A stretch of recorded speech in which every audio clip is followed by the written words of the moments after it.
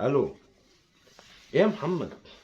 يا عم خلاص ماشي، اديني 10 دقايق بس، معلش استناني بس اخلص هدومي واجي بسرعه. انتوا رحتوا القهوه خلاص؟ طب خلاص ماشي، روحوا وانا هحصلكم.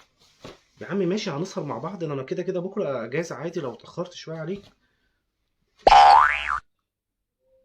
محمد، روح انت اسهر. لا لا، انا جالي برد. جالي برد دلوقتي. ما هو بيجي لي برد بسرعه كده يا محمد، معلش انت، ما انا عارف، انا اضرب جسمي وعارف. اه. اخد برشام؟ لا يا محمد، انا بالصراحه رايح اكشف على امي عشان امي تعبت. امي ماتت اصلا. ما ينفعش يا محمد برضه اسيبها في الظروف دي. لازم اكشف عليها يا محمد. اه، وكمان قهوتي يا محمد اللي انت بتكلمني فيها دي.